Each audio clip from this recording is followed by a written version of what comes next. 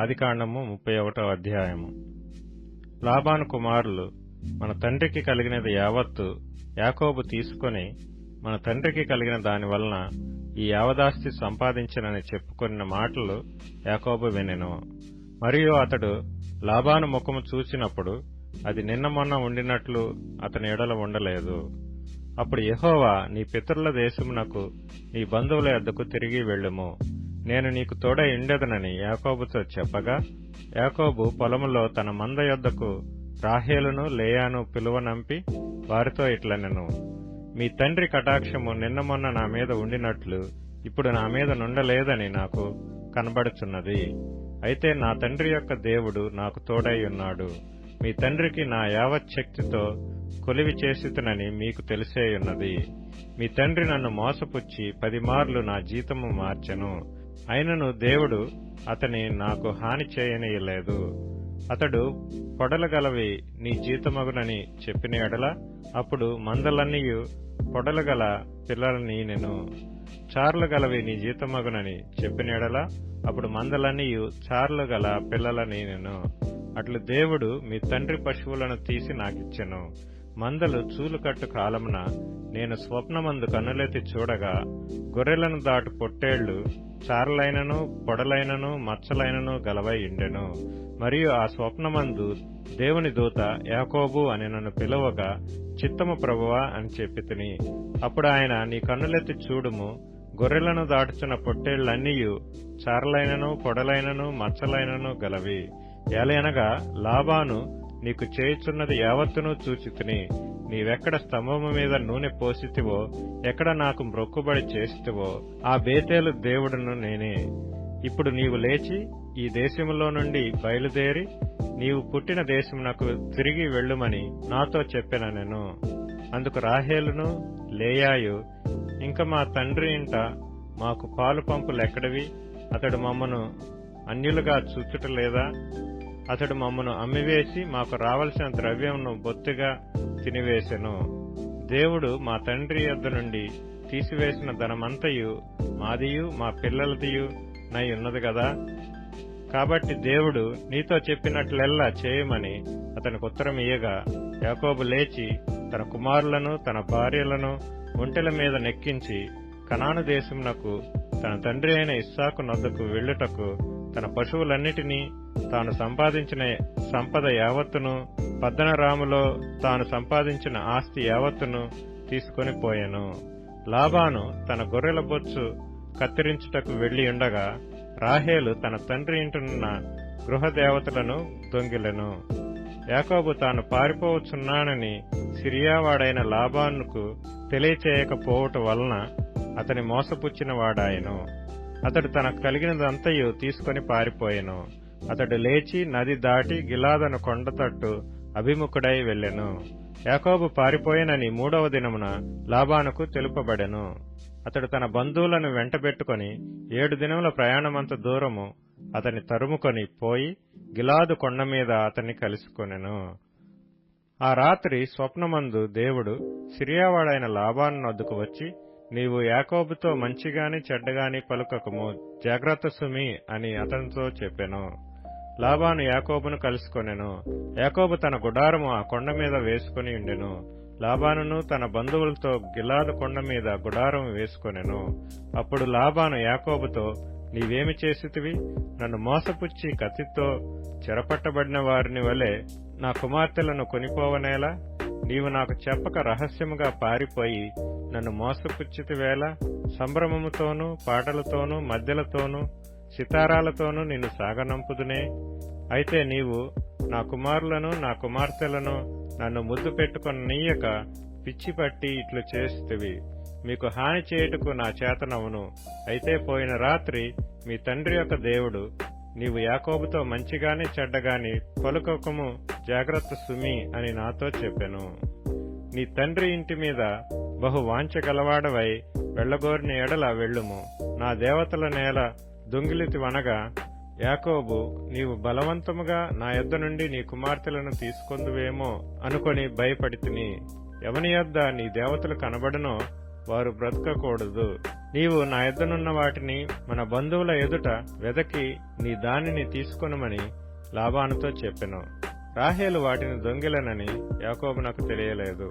లాబాను యాకోబు గుడారంలోనికి, లేయా గుడారంలోనికి, ఇద్దరు దాసీల గుడారంలోనికి వెళ్ళెను. గాని అతనికేమీ దొరకలేదు. తర్వాత అతడు లేయా గుడారంలో నుండి బయలుదేరి రాహేలు గుడారంలోనికి వెళ్ళెను. రాహేలు ఆ విగ్రహములను తీసుకుని ఒంటె సామాగ్రిలో పెట్టి వాటి మీద కూర్చుండెను. కాగా లాబాను ఆ గుడారం అందంతటను తడవి చూచినప్పటికీ అవి దొరకలేదు.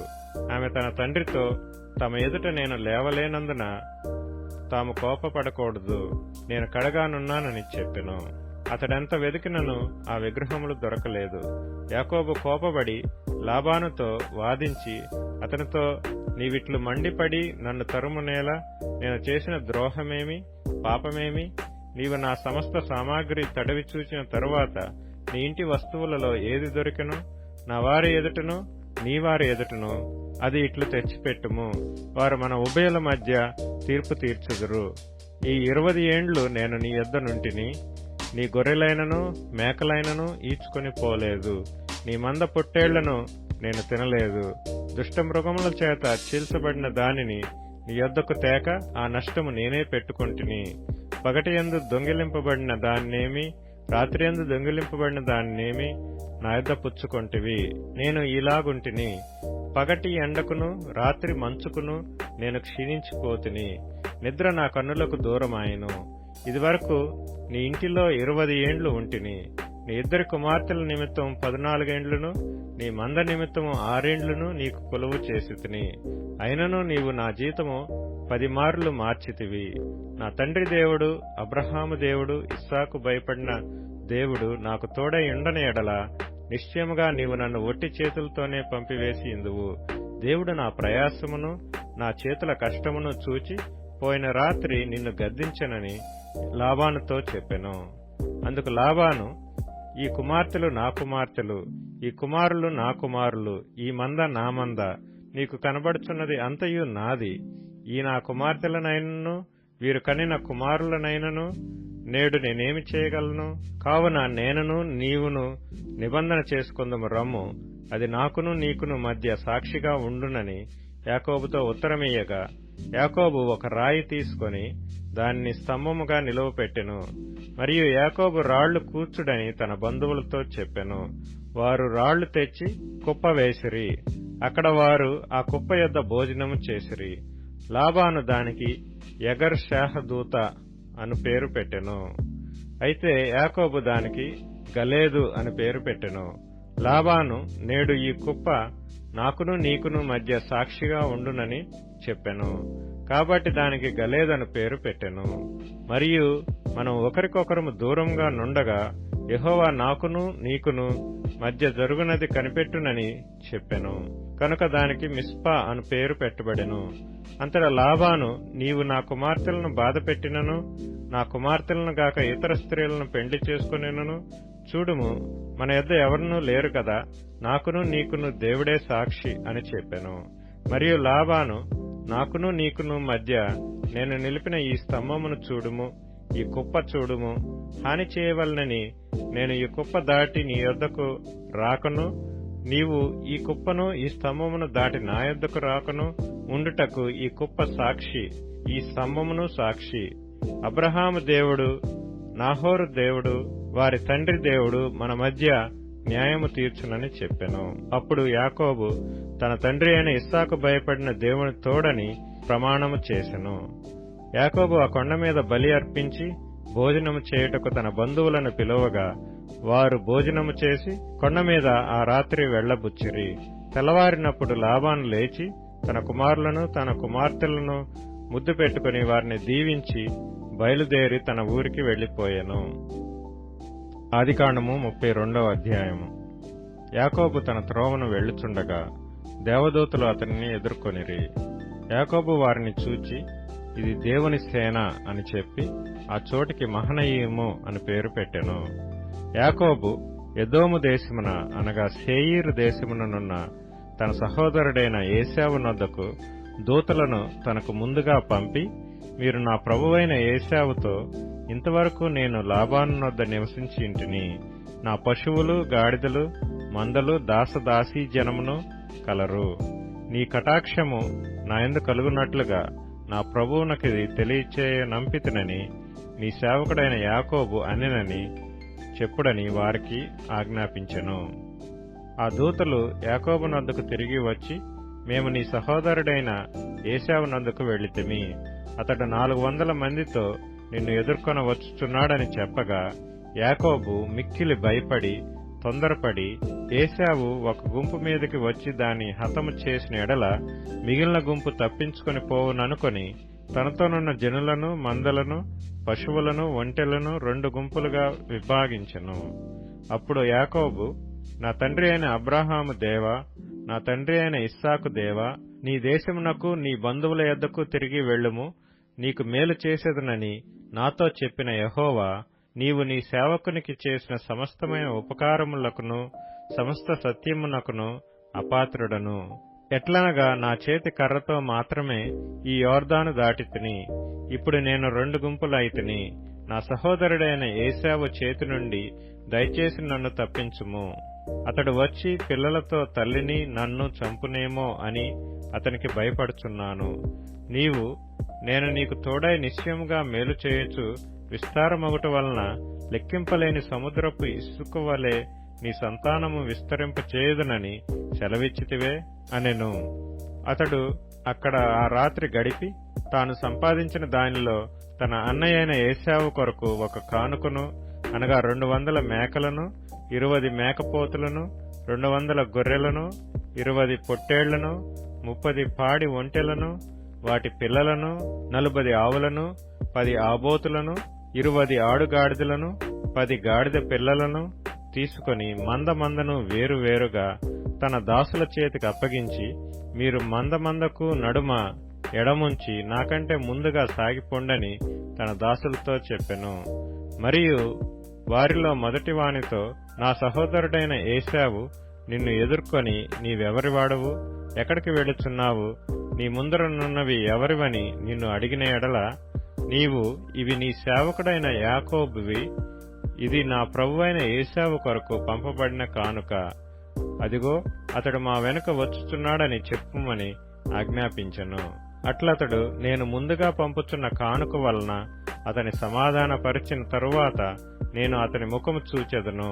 అప్పుడు అతడు ఒకవేళ నన్ను కటాక్షించుననుకొని, మీరు ఏశావును చూచినప్పుడు ఆ చొప్పున అతనితో చెప్పవలెననియు, మీరు, ఇదిగో నీ సేవకుడైన యాకోబు మా వెనుక వచ్చుచున్నాడని చెప్పవలెననియు 2వ వానికిని 3వ వానికిని మందల వెంబడి వెళ్లిన వారికందరికీ ఆజ్ఞాపించెను. అతడు కానుకను తనకు ముందుగా పంపించి తాను గుంపులో ఆ రాత్రి నిలిచెను. ఆ రాత్రి అతడు లేచి తన 2 భార్యలను, తన 2 దాసీలను, తన 11 మంది పిల్లలను తీసుకొని యబ్బోకు రేవు దాటిపోయెను. యాకోబు వారిని తీసుకొని ఆ ఏరు దాటించి తనకు కలిగినదంతయు పంపివేశెను. యాకోబు ఒక్కడు మిగిలిపోయెను. ఒక నరుడు తెల్లవారు వరకు అతనితో పెనుగులాడెను. తాను అతని గెలవకుండట చూచి తొడగూటి మీద అతనిని కొట్టెను. అప్పుడు అతడు ఆయనతో పెనుగులాడుట వలన యాకోబు తొడగూడు వసిలెను. ఆయన తెల్లవారుచున్నది గనుక నన్ను పోనిమ్మనగా, అతడు, నీవు నన్ను ఆశీర్వదించితేనే గాని నిన్ను పోనీయననెను. ఆయన, నీ పేరేమని అడుగగా అతడు యాకోబు అని చెప్పెను. అప్పుడు ఆయన, నీవు దేవునితోనూ మనుషులతోనూ పోరాడి గెలిచితివి గనుక ఇక మీదట నీ పేరు ఇశ్రాయేలే గాని యాకోబు అనబడదని చెప్పెను. అప్పుడు యాకోబు, నీ పేరు దయచేసి తెలుపుమనెను. అందుకాయన, నీవు ఎందు నిమిత్తం నా పేరు అడిగితివని చెప్పి అక్కడ అతనిని ఆశీర్వదించెను. యాకోబు, నేను ముఖాముఖిగా దేవుని చూచితిని, అయినను నా ప్రాణము దక్కినదని ఆ స్థలమునకు పెనూయేలు అని పేరు పెట్టెను. అతడు పెనూయేలు నుండి సాగిపోయినప్పుడు సూర్యోదయమాయెను. అప్పుడు అతడు తొడ కుంటుచూ నడిచెను. అందుచేత ఆయన యాకోబు తొడగూటి మీద తుంటి నరము కొట్టినందున నేటి వరకు ఇశ్రాయేలీయులు తొడగూటి మీదనున్న తుంటి నరము తినరు. ఆదికాండము 33వ అధ్యాయము. యాకోబు కన్నులెత్తి చూచినప్పుడు ఏశావును అతనితో 400 మంది మనుష్యులను వచ్చుచుండిరి. అప్పుడు అతడు తన పిల్లలను లేయా రాహేలులకును 2 దాసీలకును పంచి అప్పగించెను. అతడు ముందర దాసీలను వారి పిల్లలను, వారి వెనుక లేయాను ఆమె పిల్లలను, ఆ వెనుక రాహేలును ఏసేపును ఉంచి తాను వారి ముందర వెళ్ళుచు తన సహోదరుని సమీపించు వరకు 7 మార్లు నేలను సాగిలపడెను. అప్పుడు ఏశావు అతనిని ఎదుర్కొన పరిగెత్తి అతనిని కౌగలించుకుని అతని మెడ మీద పడి ముద్దు పెట్టుకొనెను. వారిద్దరూ కన్నీరు విడిచిరి. ఏశావు కన్నులెత్తి ఆ స్త్రీలను పిల్లలను చూచి, వీరు నీకేమి కావాలనని అడిగినందుకు అతడు, వీరు దేవుడు నీ సేవకునికి దయచేసిన పిల్లలే అని చెప్పెను. అప్పుడు ఆ దాసీలను వారి పిల్లలను దగ్గరకు వచ్చి సాగిలపడిరి. లేయాయు ఆమె పిల్లలను దగ్గరకు వచ్చి సాగిలపడిరి. ఆ తరువాత ఏసేపును రాహేలును దగ్గరకు వచ్చి సాగిలపడిరి. ఏశావు, నాకు ఎదురుగా వచ్చిన ఆ గుంపంతయు ఎందుకని అడుగగా అతడు, నా ప్రభువు కటాక్షము నా మీద వచ్చుటకే అని చెప్పెను. అప్పుడు ఏశావు, సహోదరుడా, నాకు కావలసినంత ఉన్నది, నీది నీవే ఉంచుకోమని చెప్పెను. అప్పుడు యాకోబు, అట్లు కాదు, నీ కటాక్షము నా మీద నున్న ఎడల చిత్తగించి నా చేత ఈ కానుక పుచ్చుకొనుము. దేవుని ముఖము చూచినట్లు నీ ముఖము చూచితిని. నీ కటాక్షము నా మీద వచ్చినది గదా, నేను నీ యొద్దకు తెచ్చిన కానుకను చిత్తగించి పుచ్చుకొనుము. దేవుడు నన్ను కనికరించెను, మరియు నాకు కావలసినంత ఉన్నదని చెప్పి అతన్ని బలవంతము చేసెను. గనుక అతడు దాని పుచ్చుకొని, మనం వెళ్ళుదము, నేను నీకు ముందుగా సాగిపోవుదునని చెప్పగా అతడు, నా యొద్దనున్న పిల్లలు పసిపిల్లలనియు గొర్రెలు మేకలు పశువులు పాలిచ్చునవి అనియు నా ప్రభువుకు తెలియను. ఒక్క దినమే వాటిని వడిగా తోలిన ఎడల ఈ మంద అంతయు చచ్చును. నా ప్రభువు దయచేసి తన దాసునికి ముందుగా వెళ్లవలెను. నేను నా ప్రభువునద్దకు శేయీరునకు వచ్చు వరకు నా ముందరనున్న మందలు నడవగలిగిన కొలదిని, ఈ పిల్లలు నడవగలిగిన కొలదిని వాటిని మెల్లగా నడిపించుకుని వచ్చేదనని అతనితో చెప్పెను. అప్పుడు ఏశావు, నీకిష్టమైన ఎడల నా యొద్దనున్న ఈ జనులలో కొందరిని నీ యొద్ద విడిచిపెట్టుదునని చెప్పగా అతడు, అది ఏలా, నా ప్రభువు కటాక్షము నా మీద నుండనిమ్మనెను. ఆ దినమున ఏశావు తన త్రోవను శేయీరునకు తిరిగిపోయెను. అప్పుడు యాకోబు సుక్కోతుకు ప్రయాణమైపోయి తనకొక ఇల్లు కట్టించుకుని తన పశువులకు పాకలు వేయించెను. అందుచేత ఆ చోటికి సుక్కోతు అని పేరు పెట్టబడెను. అట్లు యాకోబు పద్దనరాములో నుండి వచ్చిన తరువాత కనాను దేశములోనున్న షెకెమను ఊరికి సురక్షితముగా వచ్చి ఆ ఊరి ముందర తన గుడారములు వేసెను. మరియు అతడు తన గుడారములు వేసిన పొలము యొక్క భాగమును షెకెము తండ్రి అయిన హమోరు కుమారుల యొద్ద 100 వరహాలకు కొని అక్కడ ఒక బలిపీఠము కట్టించి దానికి ఏల్ ఎలోహేయి ఇశ్రాయేలు అను పేరు పెట్టెను. మత్తయి సువార్త 11వ అధ్యాయం. యేసు తన 12 మంది శిష్యులకు ఆజ్ఞాపించుట చాలించిన తరువాత వారి పట్టణములలో బోధించుటకును ప్రకటించుటకును అక్కడ నుండి వెళ్లిపోయెను. క్రీస్తు చేయుచున్న కార్యములను గూర్చి యోహాను చెరసాలలో విని, రాబోవు వాడవు నీవేనా, మేము మరియొకని కొరకు కనిపెట్టవలనా అని ఆయనను అడుగుటకు తన శిష్యులనంపెను. యేసు వారిని చూచి, మీరు వెళ్లి విన్నవాటిని కన్నవాటిని యోహానుకు తెలుపుడి. గ్రుడ్డివారు చూపు పొందుచున్నారు, కుంటివారు నడుచుచున్నారు, కుష్ఠురోగులు శుద్ధులగుచున్నారు, చెవిటివారు వినుచున్నారు, చనిపోయిన వారు లేపబడుచున్నారు, బీదలకు సువార్త ప్రకటింపబడుచున్నది. మరియు నా విషయమై అభ్యంతర పడనివాడు ధన్యుడని ఉత్తరమిచ్చెను. వారు వెళ్లిపోవుచుండగా యేసు యోహానును గూర్చి జనసమూహములతో ఈలాగు చెప్పసాగెను. మీరేమి చూచుటకు అరణ్యములోనికి వెళ్ళితిరి? గాలికి కదులుచున్న రెల్లునా? మరి ఏమి చూడ వెళ్ళితిరి? సన్నపు బట్టలు ధరించుకున్న మనుష్యునా? ఇదిగో, సన్నపు బట్టలు ధరించుకునివారు రాజగృహములలో నుందురుగదా. మరి ఏమి చూడ వెళ్ళితిరి? ప్రవక్తనా? అవునుగాని ప్రవక్త కంటే గొప్పవానినని మీతో చెప్పుచున్నాను. ఇదిగో, నేను నా దూతను నీకు ముందుగా పంపుచున్నాను. అతడు నీ ముందర నీ మార్గమును సిద్ధపరచును అని ఎవని గూర్చి వ్రాయబడునో అతడే ఈ యోహాను. స్త్రీలు కనిన వారిలో బాప్తిస్తమిచ్చు యోహాను కంటే గొప్పవాడు పుట్టలేదని నిశ్చయముగా మీతో చెప్పుచున్నాను. అయినను పరలోక రాజ్యములో అల్పుడైన వాడు అతని కంటే గొప్పవాడు. బాప్తిస్తమిచ్చు యోహాను దినములు మొదలుకొని ఇప్పటి వరకు పరలోక రాజ్యము బలాత్కారముగా పట్టుబడుచున్నది. బలాత్కారులు దానిని ఆక్రమించుకొనుచున్నారు. యోహాను కాలము వరకు ప్రవక్తలందరూ ప్రవచించుచూ వచ్చిరి, ధర్మశాస్త్రము సహా ప్రవచించునుండును. ఈ సంగతిని అంగీకరించుటకు మీకు మనస్సుంటే రాబోవు ఏలీయా ఇతడే. వినుటకు చెవులు గలవాడు వినుగాక. ఈ తరము వారిని దేనితో పోల్చుదును? సంత వీధులలో కూర్చునియుండి మీకు పిల్లనగ్రోవి ఊదితిమి గాని మీరు నాట్యమాడరైతిరి, ప్రలాపించితిమి గాని మీరు రొమ్ము కొట్టుకునరైతిరని తమ చెలికాండ్రతో చెప్పి పిలుపులాటలాడుకొను పిల్లకాయలను పోలియున్నారు. యోహాను తినకయూ త్రాగకయూ వచ్చెను గనక వీడు దయ్యము పట్టినవాడని వారనుచున్నారు. మనుష్య కుమారుడు తినుచును త్రాగుచును వచ్చెను గనక ఇదిగో వీడు తిండిబోతును మద్యపానియు సుంకరులకును పాపులకును స్నేహితుడునని వారనుచున్నారు. అయినను జ్ఞానము జ్ఞానమని దాని క్రియలను బట్టి తీర్పు పొందుననెను. పిమ్మట ఏ ఏ పట్టణములలో ఆయన విస్తారమైన అద్భుతములు చేసెనో ఆ పట్టణముల వారు మారుమనస్సు పొందకపోవుట వలన ఆయన వారినిట్లు గద్దింపసాగెను. అయ్యో కొరాజీనా, అయ్యో బేత్సయిదా, మీ మధ్యను చేయబడిన అద్భుతములు తూరు సీదోను పట్టణములలో చేయబడిన ఎడల ఆ పట్టణముల వారు పూర్వమే గోనెపట్ట కట్టుకుని బూడిద వేసుకుని మారుమనస్సు పొందియుందురు. విమర్శ దినమందు మీ గతి కంటే తూరు సీదోను పట్టణముల వారి గతి ఓర్వతగినదయ్యుండునని మీతో చెప్పుచున్నాను. కపెర్నహూమా, ఆకాశము మట్టునకు హెచ్చింపబడెదవా? నీవు పాతాళము వరకు దిగిపోయేదవు. నీలో చేయబడిన అద్భుతములు సోదములో చేయబడిన ఎడల అది నేటి వరకు నిలిచియుండును. విమర్శ దినమందు నీ గతి కంటే సోదమ దేశపు వారి గతి ఓర్వతగినదయ్యుండునని మీతో చెప్పుచున్నానెను. ఆ సమయమున యేసు చెప్పినదేమనగా, తండ్రి, ఆకాశమునకును భూమికిని ప్రభువా, నీవు జ్ఞానులకును వివేకులకును ఈ సంగతులను మరుగు చేసి పసిబాలురకు బయలుపరిచినావని నిన్ను స్తుతించుచున్నాను. అవును తండ్రి, ఈలాగు చేయుట నీ దృష్టికి అనుకూలమాయెను.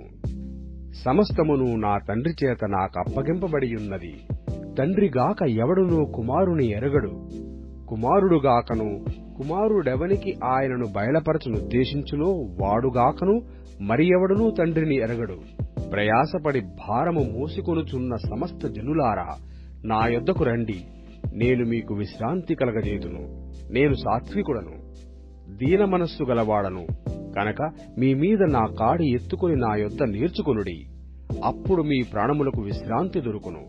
ఏలయనగా నా కాడి సులువుగాను నా భారము తేలికగాను ఉన్నవి.